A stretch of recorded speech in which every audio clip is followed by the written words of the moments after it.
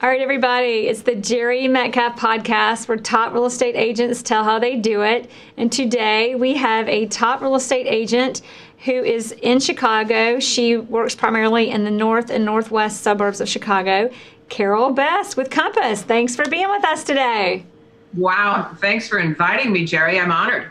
We're so excited to have you because you have got not only tons of experience, but tons of education in negotiating, winning top listings. I mean, you've got some just fabulous things you've done that I want to hit on. But first, I want to know, how did you get started as a real estate agent?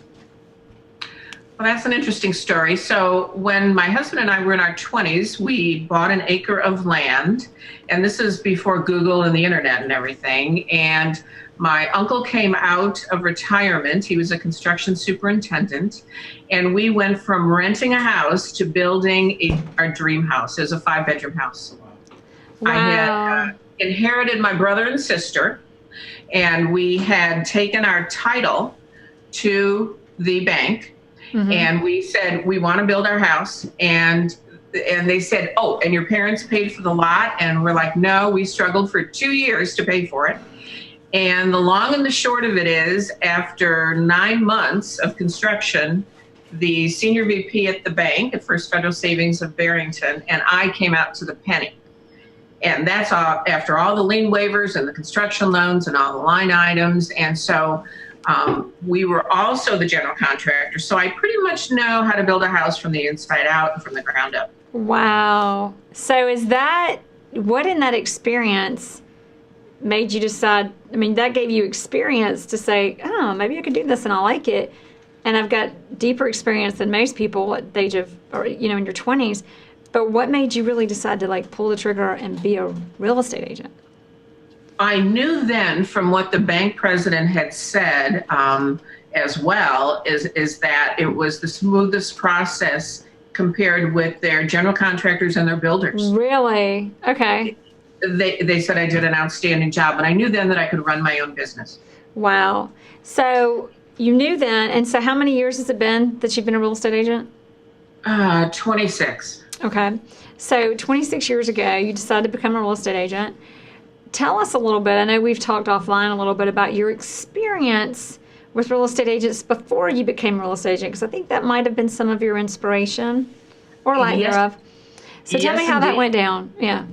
So that was actually a very sad experience, because when my husband and I got divorced, I went to downtown Barrington to find an agent. She was a part-time airline, back then they called them stewardess. Mm-hmm. And she had a beautiful gift of gab, and she was very engaging. And the issue became, once I got my license, that she put our 5-bedroom house in the 2 telephone books, because that's what we had back then, as a 3-bedroom house. And she priced it not with a comparable property, and it was horribly underpriced, and it sold in 24 hours.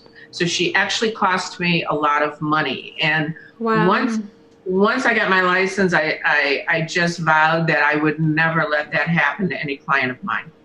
Wow. So did that have anything to do with you becoming an agent, or was it more just that experience in your 20s building your first house? Or It was totally the experience and the knowledge and understanding homes from the inside out. I'll usually say a joke to say that I'm not that blonde, meaning I'm not just looking at the decorating. Right. But I'm looking at the structure and some of the other key items. Yeah, exactly. So from your time, like knowing you wanted to be a realtor, how long did it take you from kind of having that experience of knowing this is what I want to do to pulling the trigger and actually doing it? It was about, maybe about 13 years or so. I had a corporate job working for Fortune 100 and 200 corporations, mm-hmm. working with executives. So I had a very solid background of corporate experience in multinational companies as well. Mm-hmm. So working for C-level people and having that typical 9-to-5 job, if you will, I was very comfortable with. So why'd you wait 13 years? You know, life has its ups and downs. Mm-hmm. At that point, I decided that maybe I had gotten remarried and that we would have a family, and that didn't turn out that way. But back then it was real estate is sort of this part-time job where you could do it all. You could be a mom, you could be, Isn't going to that school. funny? It's not anymore. Yeah. Right. Yeah. Yeah. That's a delusion. Those days are gone. Right. I don't know if they ever existed, but they don't exist now. Right. I don't know how they could have existed, but so you became a realtor. Was this in your second marriage because you were going to have kids, or because you realized you weren't going to have kids? Because we wanted to have kids. Okay. And do that. And he had a great job. So it was really about securing all of that versus me being in a 9-to-5 job. Wow. And I was always passionate about real estate. If it's one thing I loved, it was the construction process. Wow. I love the smell of wood. I loved learning about it all. But more importantly, as people said, you did it amazing. You go from renting to building a dream house. Not too many people do that. Yeah, that's awesome.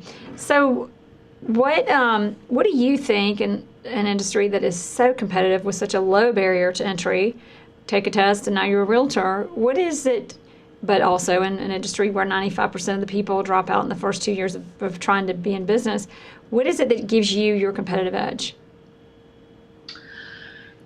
I have to say that it's my rapport with people, because I'd really rather not talk about me. I'd really rather dive into the questions all about them.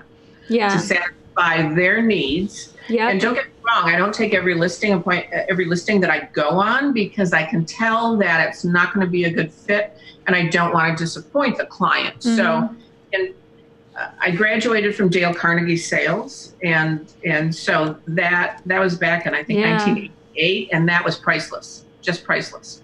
Tell us a little bit about that. So you did that in 1988. So what year did you get your license? 91. So 1988. Now, you did it at that time for a corporate job that you had, or? For a corporate job, yes. Okay. Yeah.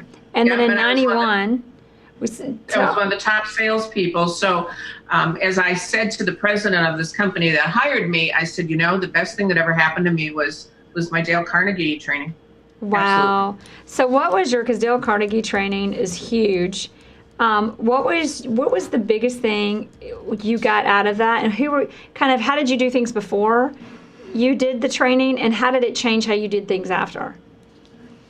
Well, let's talk about the training for a second. So when you're in a position and talking to a potential client, I'll use the baseball analogy. So if the two of you are on the same page at first base, and then you're still on the same page and you're both agreeing on second base, let's just say I would then go to third base to see where we're at. And if I am feeling an objection or sort of a stop sign from you, so to speak, then I've got to go back to second base and overcome that objection and answer any questions or concerns you might have. So that's all about being on the same page. And so you have to work your way around that to be in sync. It's really interesting. all about being No, that's interesting, because I never even thought about it that way. I think some people try to, first of all, convince people of things and drag them further, where it's like, no, let's back up and get back to where we know we're on the same page. Correct. It's really all about backing up, being in sync, and really being in tune with your client. So often the word relationship is mentioned. No different than at your brokerage. You have to have a great relationship with your managing broker, which is what they're called here in Illinois. But you have to have a great relationship with your client. And with me, that comes with trust, and you can take my handshake to the bank. Wow. So what was the difference, do you think, and then we'll go on with your real estate career, but I think Dale Carnegie is an enlightening experience in itself. Do you have any examples of how things went before the class, and then how you got out of that class and you were able to take situations further and apply them, and any like I read Chris Voss's book that I mentioned in every episode, and there were ways I handled situations before I read that and ways I handled them after, and it was literally life-changing. Anything you got out of Dale Carnegie? Initially, as they say, two ears and one mouth. So the Dale Carnegie piece was really not talking about me. It's about showing up and really getting into what the client needs and wants. And if we click And if all the ancillary conversation or materials that I leave with the client aren't proof enough, that's what usually seals the deal with my clients. So before that, I may have talked too much, or I may have been a little trying to prove myself too much when I was newer in the business. Yeah. So once you're zeroing in on the questions about what's important to the client, because it's not always money. Sometimes it's time. Sometimes it's the timing. Sometimes, as an example, we were negotiating a deal, and I will tell you what sealed the deal, which is very strange, was the fact that we agreed to mow the lawn while that buyer was going to be in China for a month, because she was concerned nobody would take care of the property. And we said, we will take care of the lawn service and pay for that for a month while you are in China. Wow. That's funny. Otherwise, the deal would not have closed. It would not have closed. That's interesting. Right. And that's that's just a given, you know? Right. But we needed to zero in to ask the question about what her concern was, because keep in mind, I'm going through the other agent. And she couldn't get it out of the client what the concern was. So anyway, we had to work our way through that. Wow, interesting. So how did you get it out? Like, how were you able to do that on that note? Keep asking questions. It's really about keep asking those questions. I mean, she was an all-cash buyer. Yeah. What was not to love? Exactly. Just ask her questions until you ask questions and listen. Right. You've talked about staging. I think you've got a story that I would love for you to share with us about staging a home in 1998. Before we had the internet, or before we had the use of the internet we have now. I can't remember when the internet even came out. But anyway, did we have it in 98? I don't remember. But I don't think we did. Anyway, sorry, y'all. But how you obtained $56,000 more than the previous list price, and how that all unfolded. So I was very involved with Barrington Rotary. I was vice president and on the board, and I had met some clients who lived in Long Grove, and they had this roundtable dinner party that they would do with the different couples, and they had their home listed for 2 years. Updated kitchen, immaculate, it was wonderful. And Ken said, Carol, why is our house not selling? Please come over for dinner and just tell us what we need to do. You know, no holds barred, just tell us what we need to do. So the long and the short of it is they painted the front and garage door a different color. They did take down some wallpaper for me. And then the great room was way too great. So we needed to stage it in 3 different venues. So we took rugs from his office, because that was an addition on the house. Took rugs from the office, did like a poker table there, did an exercise area, and unfortunately they had put in a tile floor, which was way too much tile in basically a size of a 3-car garage. Yeah. So we restaged it. We staged it with all of that. And this is before the MLS and the internet. So meanwhile, I was out, boots on the ground, looking at the competition. But what nobody else was doing was I put an appraiser hat on, meaning how many square feet, what's the price per square foot, and where should we be positioned? And the long and the short of it is the house was priced too low for all that the house had to offer. Wow, yeah. And so Ken was a financial planner. And so I came in after looking at all the competition, going on tour and previewing, and he said, Carol, no realtor ever tells you to increase your listing price, increase your sales price. And while I hate to use the phrase, I looked at Ken and I said, Ken, just trust me. And Ken became my biggest cheerleader because we sold it a couple months later. They put $56,000 in their pocket, more than the last listing price. Wow. And he was just the best. Well, and the way you staged it, which that's what staging is, but especially in this situation, you literally repositioned the property. You repositioned how people see it, because you took a big, huge open space and showed them multiple uses for the one room within a space without walls, which was kind of the newer concept. It was almost like a multi-generational thing. And what we did with there was just a huge, huge wall. And I said, why don't you go to one of our other Rotarian people who owned a gallery? And he had pictures the size of your front door or double the size of your front door. And I said, and put those there and see if you can sell some of those along the way. But we've got to break up all the white tile with the white wall.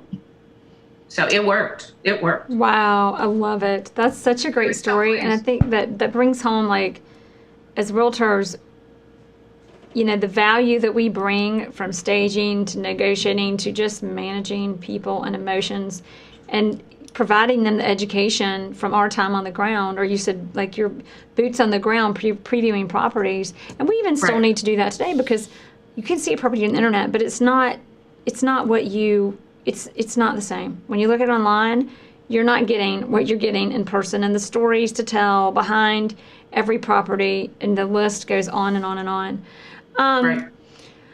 What do you think is your, you know, what gives you your edge and your competitiveness over other real estate agents in such a competitive industry where so many tap in and don't succeed?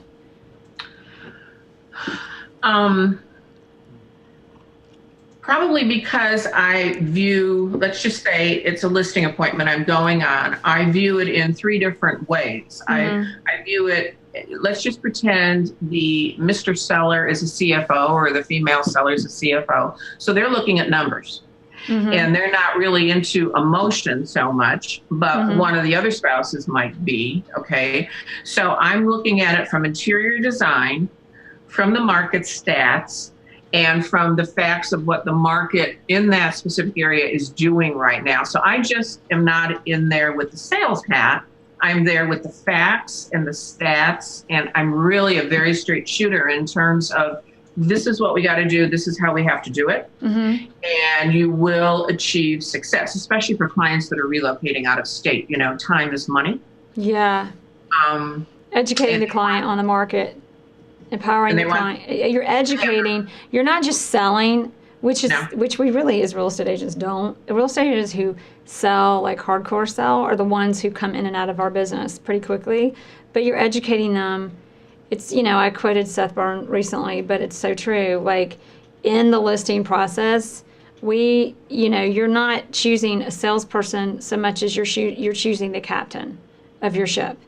Correct. And who do you want navigating you on that pathway and on that, or who was it? But there was the captain, and then Gary Dolch gave me the analogy about, you know, Gary, but he gave me the analogy about the football. We're going to be, I don't know football. I'm from Atlanta. I'm from Atlanta. I'm in Atlanta now. I'm from South Georgia. We're like, we bleed football. My daddy was he volunteered his spare time as a doctor to be the doctor for the football team, and I still don't know football. But anyway, so I say this like not eloquently, but he's like, you know, we'll be quarterbacking this game, or it's, you know, it's you're quarterbacking, or you're the captain of the ship or whatever, in being a listing agent. It's not just selling the client, because if that's all you do, you want a client and you very possibly get them disappointed, which is not what we want to do. So back to you and what gives you that competitive edge is that you are coming from a place of educating and informing the client so that they are empowered to make the best decisions possible. What is your greatest success, or what are you most proud of in personally and in business, or, you know, either or both, in your career? What's your greatest success? When I go to the business point of view, it's really me about being the second, third, or fourth agent that gets it done, gets it closed, gets the deal sealed, and everybody can move on. And I went through a list of past clients earlier today, and there are a lot of executives. Let's just go with that simple statement. So I deal really well with first-time home buyers are not the best for me because they're getting all this information from their parents and their relatives and their friends. That can be tough. Yeah. So I deal better with people who have experience and expertise and are very business savvy. Mm-hmm. And while I can be funny, I am very focused on business and their specific needs. So my greatest success, I'll give you one great example. So this gentleman was a graduate of Harvard Business School, okay, and he was probably 65-ish, and he was mad. He was really, really mad. And he said, and he was really smart, and he knew it, I'm sure. So just to preface it all, yeah. My home has been listed with 3 other agents, and I am not happy that my home is not selling. And he was angry. He was just really angry. He and the wife just wanted to move on. And they're at 2.3 acres in South Barrington, and it's off a 35-mile-an-hour road. It's not in a subdivision. And so when I walk into any house, I've got to figure out who's the buyer. Who am I selling to? Who's the niche? And who's the buyer? So the long and the short of it is I was at his kitchen table on July 4th. That's how mad he was. He wanted to know how serious was I. I was there on July 4th. Wow, and wife of a realtor. Yeah. We went through the whole thing from A to Z. Now I didn't mind because it was like 105 degrees outside. So I was really okay with that. Yeah. So the long and the short of it is he at that moment, years and years and years ago, he was one of the first vice presidents at Motorola. You've all heard of Motorola. Mm-hmm. And the funny part about this is I spent probably 4 hours with his wife, and he had traveled the world, staging the house and moving furniture and whatnot. And then most agents don't like to write ad copy. I love writing ad copy because I know how to really pull them in. So the long and the short of it is we get an all cash offer that I negotiated, believe it or not, for 30 days. 30 days. You negotiated for 30 days. Negotiated for 30 days. Okay. So it was a beautiful house. Oh, wow. Yeah. And it had a fabulous backyard on 2.3 acres. Okay. And the point is the entrance to this house, if you can see it, is here. And my feeling all along, and I really should take a better picture, was that it needed to be gated. Okay. This is how it looks today. Yeah. But the ad copy that I wrote said, "This is your private and gated enclave." And the funny part, I love that. Yeah. The funny part about this is with Joe having been one of the youngest vice presidents at Motorola, the 40 under 40 at Motorola, which Crane Chicago Business does, he holds patents for Motorola. Okay. Uh-huh. And he was the all cash buyer. I won't say his name. And they did have this connection in terms of Motorola. Wow. And yeah. I mean, it was just so funny that they were so closely aligned with details and sharp minds and whatnot. But the ad copy that I wrote was all about this entrance, which that wasn't there yet. That wasn't there yet. And it was because the new buyer was so very private family. He wanted that privacy, and obviously he did it with And you sold it. You said, who's my buyer? That's who I'm focusing on. I love it. It's back to the Seth Godin concept, who wasn't even, I don't think he was a big deal yet then. So what was I going to ask you about, I've got 2 directions I want to take this in. One is I want to go to the listing appointment, but first let's finish up this negotiating this deal for 30 days. How did it take 30 days? Joe was not happy with the price, the cash offer that came in. Right. Of course not. I explained to Joe, I said, I have to present all offers. And finally, after 30 days, I mean, let's face it, they caved a bit. Right. And they didn't think they could be out before Christmas, but they did it. And so anyway, all the pieces came together, but it's sort of like never give up. Yeah. In terms of being professional and not emotional. I don't get emotional. I'm all about the facts. All about the facts. And they're in that house today. They love it. They're raising their That's family. awesome. So I want to go back because you talked about he had 3 agents. The seller of this house had 3 agents before. So you went to his house on July 4th because at least it had air conditioning. And It's true. so I'd love to know how much you can remember, like that, youngest executive, 40 under 40, Motorola, so forth and so on. Somebody like that, you can't tell him much, probably, especially not a real estate agent. Real estate agents have more respect now, I think, than they did even a few years ago. So, you're I don't remember what year was that you negotiated that one. But even so, like, how did that conversation go before he hired you on July 4th? Or maybe just showing up helped you seal it, obviously. But tell us a little bit about how that went down. I'd love to hear it. Well, as I mentioned, he was mad. He was angry. Yeah. And it was almost a case of why should he choose me? Yeah. And it was about pricing and positioning in terms of where properties are selling. And I've done this with many sellers. So I took the class Institute of Luxury Home Marketing with Lori Moore back in the day. That. Yeah. Back in 2006, okay? Uh-huh. And so if you've never seen this chart, it's called price banding. And so the highlighted items, it'll tell you where buyers are buying, what price band, let's just say $950 to $1 million, okay? Mm-hmm. And so once you do this price banding, you can tell what the list to sales price ratio, you can see how many days on the market, mm-hmm. you can see how many homes have sold. And so I have put this in front of sellers and said, oh, this is awesome. Yeah. Here's the price. Where do you want your house priced?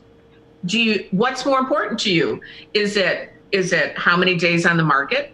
Is it the average list to sales price ratio? Because and then that gives them control.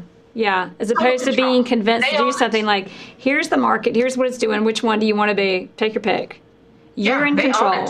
Because so many people feel like realtors just come to them. And I even tell my clients, like, I know why people don't like real estate agents. I love real estate agents. I am a real estate agent, but I understand why so many sellers and buyers don't particularly love them or the process. Because they're not informed enough, because I could go on. But the price banding, so I did the whole Lori Moore, but I do not remember price banding. Maybe I missed that day. But that's awesome. I love it.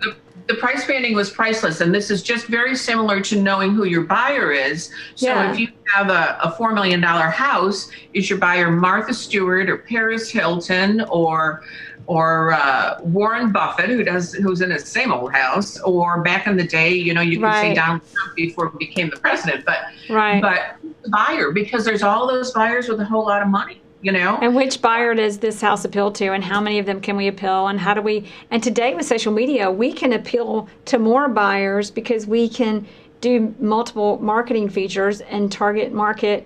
Right. So anyway, I interrupted you, but So you've got to know who the buyer is. Yeah. You've got to know about price banding in terms of where the homes are selling and where are they pending. In this price band, 3 are pending. Would you rather list your house where there's no properties pending and there's nothing that's closed in the last year? Mm-hmm. You can't do that. Illinois, especially the suburbs, the millennials don't want grass because they, number one, don't want to spend time doing anything, and the app on their phone won't cut the grass. So the city is far more of a lively market than the suburbs. It's funny how also we've got the millennials coming in. We speak about millennials like they're aliens, but it's true.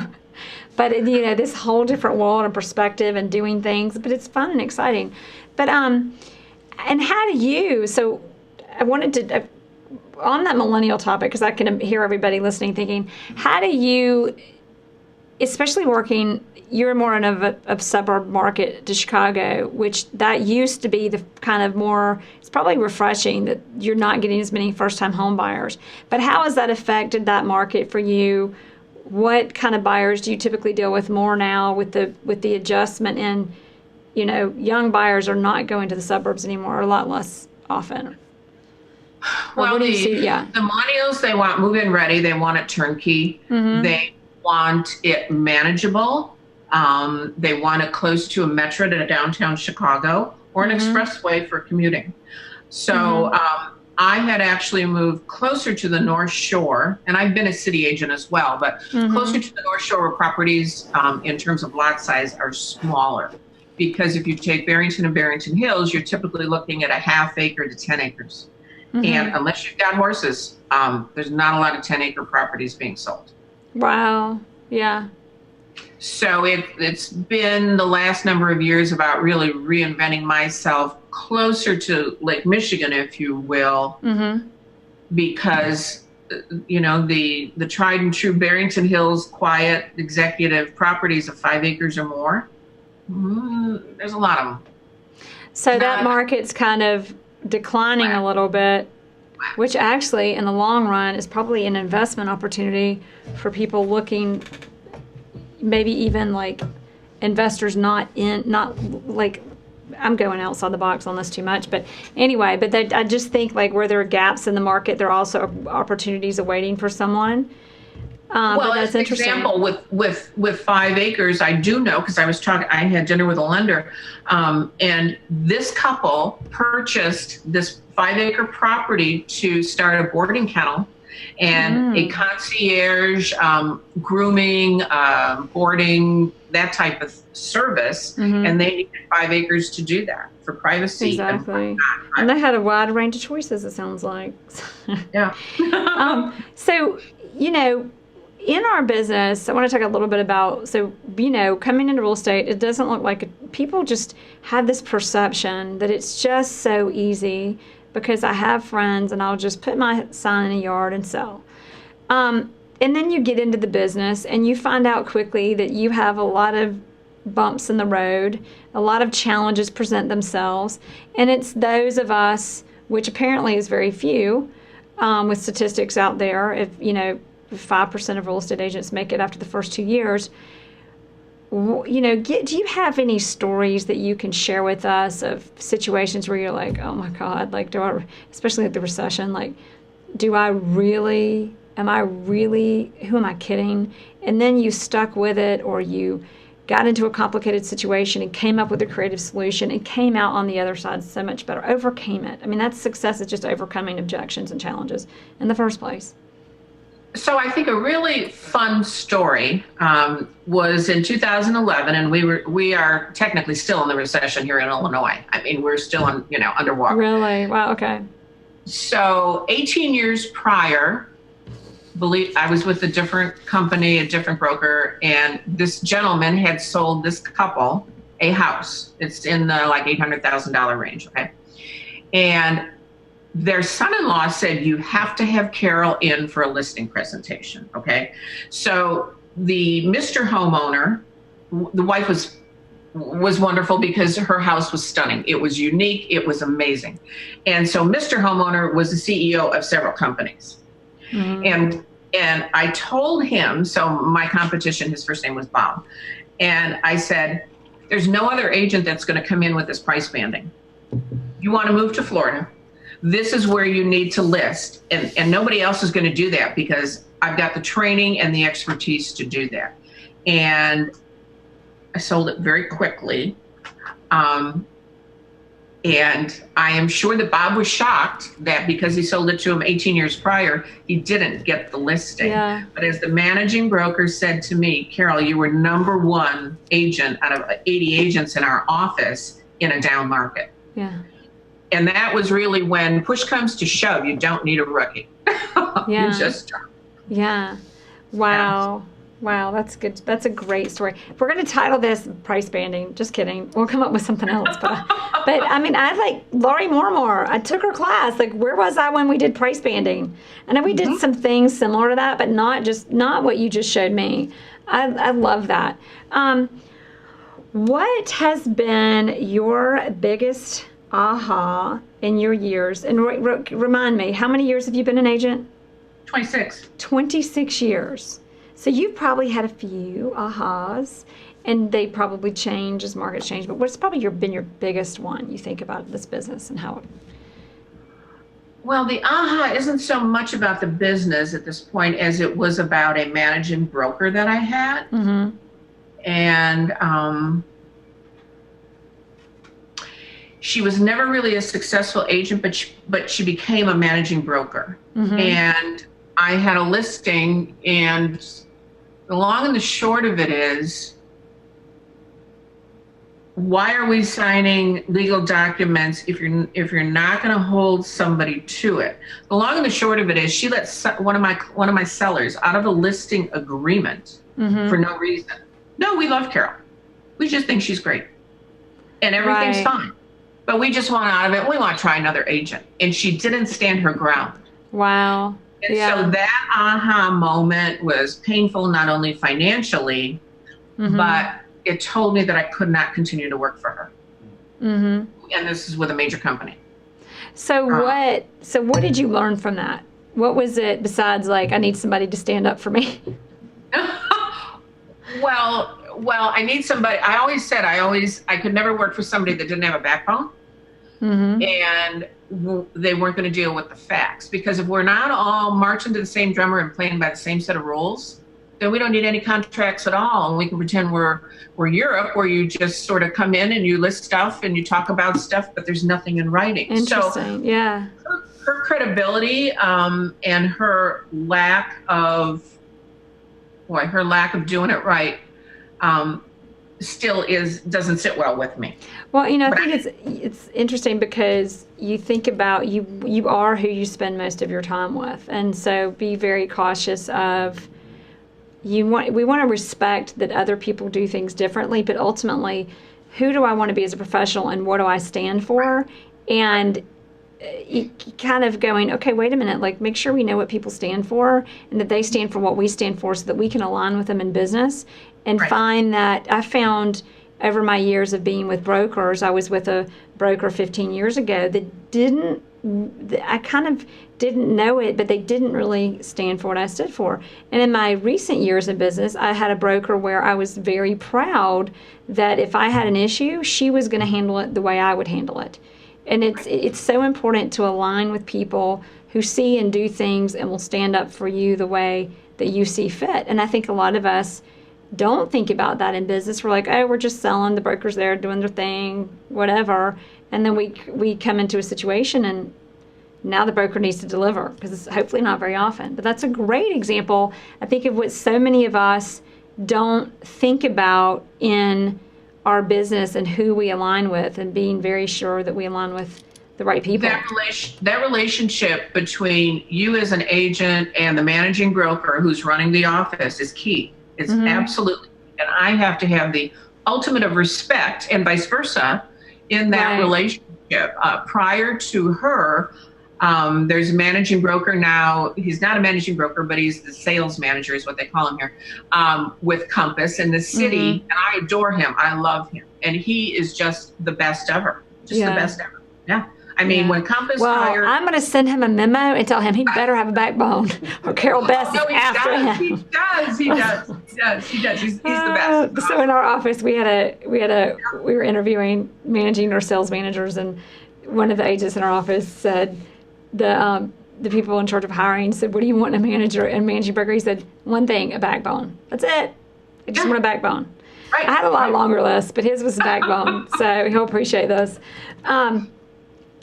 What is, and this may be a little bit of the same, but what do you wish, in addition to what we just talked about, is there anything you wish you knew when you got into this business 26 years ago that you've learned and know now? Yes, indeed. That, number one, I don't like the word transaction, but at the end of the day, it's not just about the transaction. It's certainly about the relationship. But what I didn't know back then, and 26 years later, this could have been a beautiful thing, is that I should have been buying properties to rent them out for, other streams of income in terms of that. Because if they run a 30-year mortgage, I'd only have 4 years left.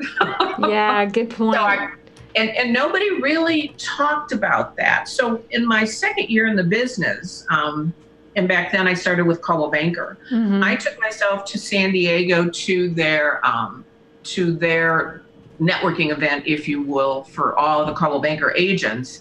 And I took the previews class, which is the high-end class. Mm-hmm. And so what I had learned in Dale Carnegie sales is that no different than what Ryan Pruitt has said is you can do a deal for $200,000 or you can do a deal for $2 million, but it's going to take you pretty much the same amount of time and effort and details for both. So why not, be smart about it? So I always knew how to take it above and beyond. Mm-hmm. Having taken that class my second year in the business, the previous class. Oh, that's I didn't awesome. qualify for it, but I knew the facts. I love it. All right, so now we have our 3 questions that I like. Well, actually, before we do that, I have one more question for you. I'm just looking at your some insight I've gotten from you. So you talked about a few things here. So, well, the last one I've got for you, sorry, I'm all over the place, but in here you talk about with your seller finding on a $2 million listing, the dad purchased the house. There was an international deal. You closed it this last year. Yes. Give me some, there's a lot of words here. This is something you made a note to me on, and we didn't get a chance to talk about, but give us, there's a story there that I know we want to hear. So give us, what is that story? So the property was originally listed at $3.5 million. Mm-hmm. It was on about 5 acres.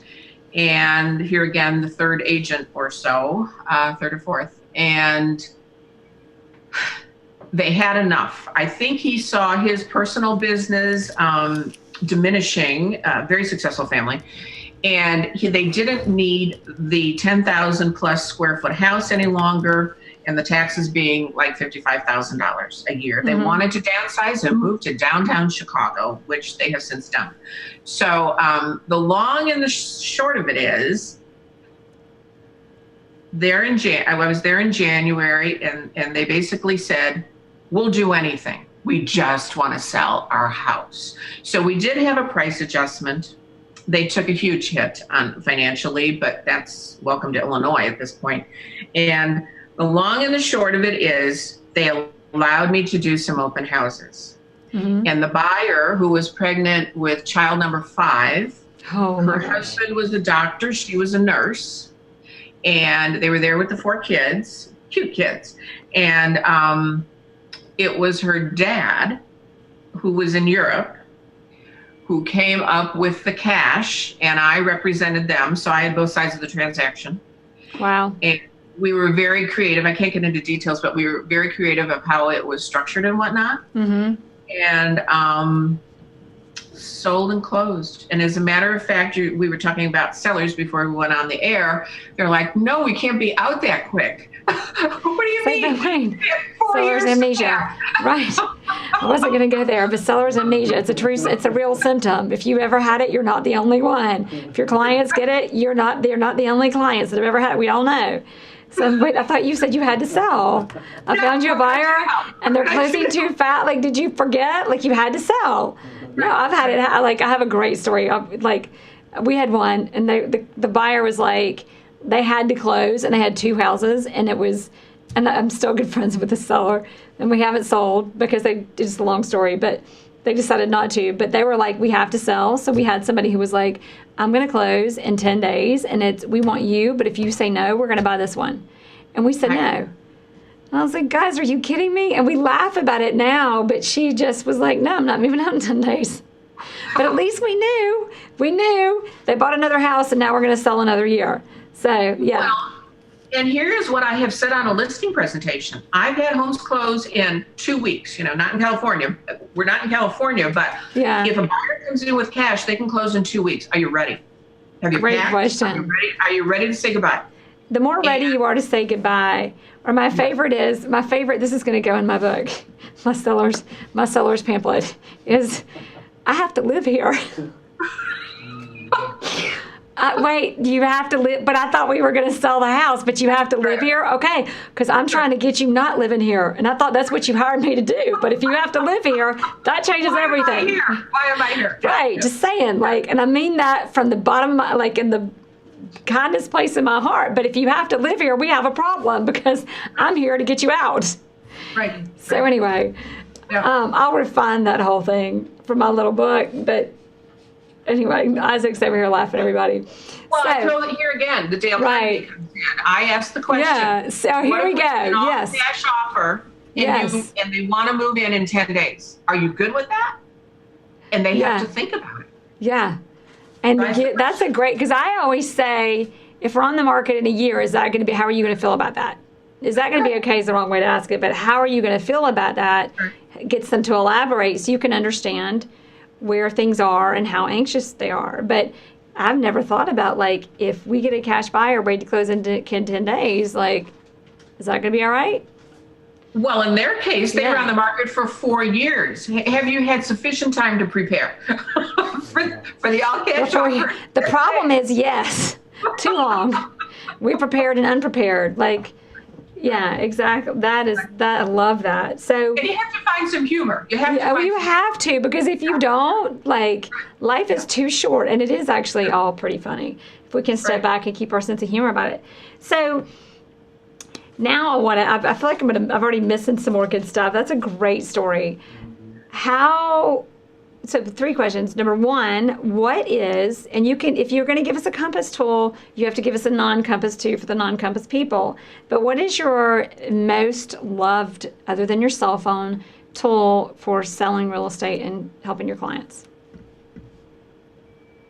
I can't say my cell phone because it has everything in it. You know, it just has the world in it. Exactly. That's why we leave that off the table, because that's everybody's best tool. So because I love interior design and I have redesigned homes with people's own stuff, because that's their fear, that you're going to come in and bring in all this stuff. And rack up a bill. Yeah. I can redesign using your stuff. Okay. So I send out, it's called Home by Design Magazine. Because I think sellers need to, or future clients need to subliminally look at this magazine to say, my house is dated, or it's got too much clutter or too much stuff. So I've never done recipes. That is just like a big no-no for me. What a great idea. But sending out Home by Design Magazine gives you, here's the newest trend in kitchen design. Here's the newest trend here. Here's the newest trend there. And so I would engage to say, have me over to your house and I'll tell you what we can do from a Target price point and what we can do from a Home Depot price point. And you will do the minimal amount of updating to get the maximum amount of dollars back, ROI. Best for your ROI. So Home by Design, so do you buy them a subscription? Or I control who receives it, and I control the mailing list and whatnot, and I choose what clients I put in there. So yes, they get it free from me every other So month. what is Home by Design? Is this, because is this a magazine, or is this a magazine that's kind of customized, like it's your magazine, or is it a magazine that's out there that you? My face and contact information is on the front. Okay. I can email you a hot link. Please, that'd be great. Yeah. Postcards as well. So it's quality, and I can't wait to check this out. Yeah. Because it's a magazine, it sits on the coffee table or the counter or whatever. It doesn't just get pitched like a postcard. Oh, yeah. And it's something usually with some. They remember it, and it gives you a lot more credibility. So I had been in management. Okay, I'm one of the few agents that were promoted into management, and I was trained by one of the best on the East Coast. So I also, when I go on a listing appointment, I sort of bring a management perspective as well. So when I got back into the business, I sent to all my clients, because I was not enjoying management so much, sent to all my clients the Home by Design. Back then it was put it on the wall, big calendar, but it had such great interior design photos that they loved it. Oh, wow. And I got a listing from that was like a $600,000 listing. My past client called and said, I'm so happy you're backlisting and selling. My brother is a coach for the San Francisco 49ers. They have their home listed with X, and it's going nowhere fast. So I would love to have you list their house. They'll cancel with the other agent. And I sold it. So wow. So that's Home by Design, everybody. I'm going to check this out. All right. my neck, well, actually, I'm going to back up. I do this every once in a while. One more question. So I've noticed, so there's this quote that we all know. First love, second wife, third realtor. You're often the third or fourth realtor. How have you managed to do that? Because that's what we all aspire to do, or any of us with any wisdom. So what is your approach to being the third realtor on a transaction? Is it luck? Is it a marketing approach? Is it? It's really, I think, me listening to the frustration of the seller that wants to move on. Mm-hmm. And they, just like Joe in South Barrington, they were just perplexed on what do they need to do. The answer is not just to throw it in the MLS and, as most agents, pick a price out of thin air. Right. They really don't understand the price banding piece, Right. and where the market has shifted or moved to. Yeah. So with Joe being, a graduate of Harvard Business School, he gets the facts, he gets the details, but no one ever presented him in that way. And another seller that Mimi Wong, she moved to the San Francisco area, and she wanted somebody that she could totally trust and be not maybe the number one agent in town, because the Barrington area covers 90 square miles. It's really big. Wow. Yeah. They wanted somebody that was so focused that they would get the concierge type service, and I would be the Johnny on the spot person. So a lot of it is when those sellers come across your path, is being able to listen and understand what they need and give them the education and concepts that they can grasp to understand how it get done, and then getting it done. Ask the questions to zero in on just where their frustrations are. Exactly. I got a referral from my prior brokerage, an agent from Canada. You know him, Richard Silver, a team member of his. And the sellers live in Winnetka on the North Shore, but they had a lake house, and we did drone videos, and it was stunningly just beautiful from the merchandise mart. It was all the best finishes ever. And so we, anyway, had a dual offer on that. Wow. And very pleased. Very pleased. Oh, wow. That's great. All right. So next question, book. What book of all books, if we just read it, would most impact our livelihood and our career? Well, this is going to sound corny, but two of them. Dale Carnegie, How to Win Friends and Influence People. Of course. It's a tried and true. Yeah. And then Jim Collins, Good to Great. And do you have the right people in the right seat on the bus? I had a small team at one point, and lovely, lovely people, but probably not in the right seat. Right seat yeah. So when you say that, that's like the right seat on the bus. That one's been coming across my world a lot lately, making sure everybody on my team is in the right seat. And I've got great people, and I'm even like going, okay, like let's harness your talents to make us the best team possible. Because if the role that we thought was right for you isn't, like, you're talented, let's like hone in your talent and leverage your strengths or maximize your strengths to really tap in and offer. Like, that's why you're on a team, to have the opportunity to do that. But that book, and then I'm going to ask you this question, but I have to say this while we're talking, is that something that stuck with me in that book is that it talks about camaraderie in offices. And it says every time an office exceeds 150 employees, the camaraderie goes down. And I have found in every real estate office, which there only really been two, but when that number got really up to 180, there was that's when I felt the shift. Like, suddenly I was like, wait a minute, something's not, things are a little different around here. Like, there's not that same, all of a sudden I become cognizant that there's something's not, the camaraderie, it starts dissipating. It's just fascinating to me because, I'm going way out there on y'all on another topic, but when you read Good to Great, it's got great concepts. That's one of many, and it's got to be the passion behind the business. The book has all that in it. But anyway, just putting it out there because you read it, and it's, people aren't reading that book as much anymore. But I found that just a very interesting concept that I never forgot. Well, in Compass, I will say with Robert Rifkin, even today's email, he has I have not read that email. I keep hearing about it. I got to read it. He personally does an outstanding job of communicating to the agents. Yeah. The last 2 brokerages I was at, you might hear from top management on the, the Merry Christmas, Happy Hanukkah, have a safe 4th of July. But Robert really gives us the feel for the pulse of the company, where we're going, how we need to work together, the camaraderie, so that we're not going in 2 separate directions. And I think he has totally hit it out of the park. And I don't give compliments easy. So. Well, it's interesting you say that, because that comes back to Good to Great. Good to Great talks about the companies, the difference between the good and the great is that the great companies have a big passion and purpose, and they know who they are. And the good companies are just good. And it even talks about how, like, it's easier to be great and have your act together and have systems and things in place and the right people and see the great is so much easier than good or mediocre. So much easier and so much more fun. And you so talk much about more fun, right? 180 people or more and being out of sync, and it's like 2 different cogs in the wheel, and it's not really working very well.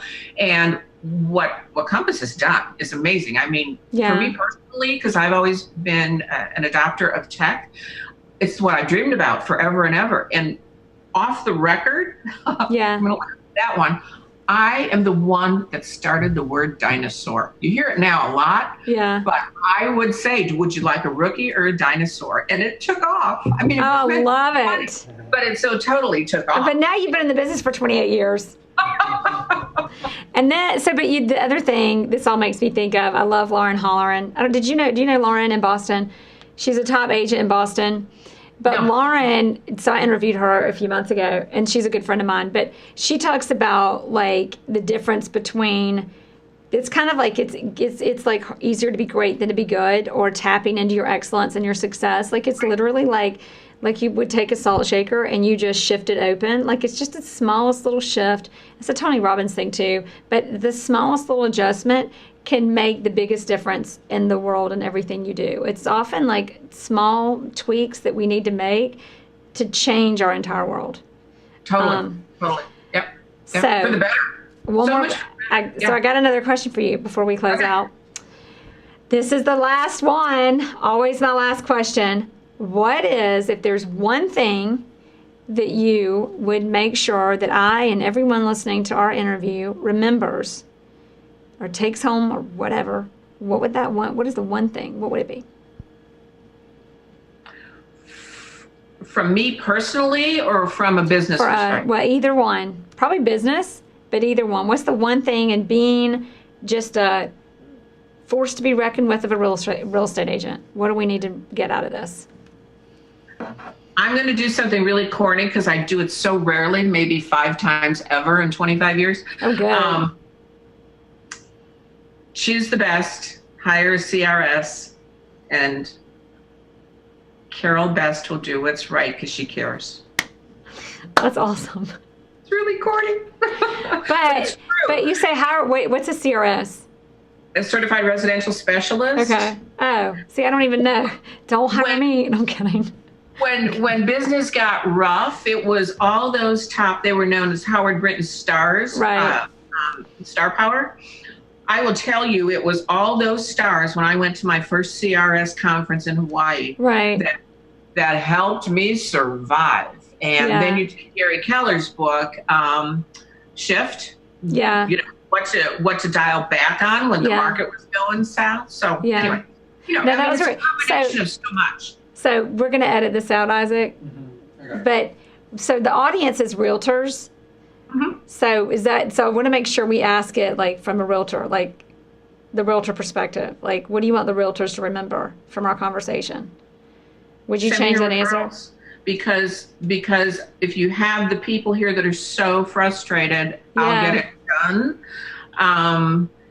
And in terms of what they need to do, they need to step it up to not just be in one lane. They need to have more variety, whether it's the statistics or the design or the thinking out of the box. Because just like the price banding, no other agent comes in with it, you've got to be different. You can't be like the rest. All right, so I'm going to ask you that again, but you're not going to say they, you're going to say you, because they're listening. And then we're going to edit. You ready, Isaac? Ready. I mean, I know you're ready, but just remember that you're going to cut back in here. Yeah. So if there's one thing that you would have me and everyone listening to this interview remember, if we could only remember one thing, which we better remember more because there's a lot of good stuff in this, but what would that one thing be? It would be for you to diversify into several lanes. Mm-hmm. The statistics, the design, the visual, and really asking more questions on a listing appointment. The one thing I'm going to take from this is price banding. Like, you kidding me? Like, how did I miss that? Laurie Moore, come on. Anyway, no, that's awesome. It's being diverse and knowing your profession and being able to speak to the different kinds of clients and what's important to them.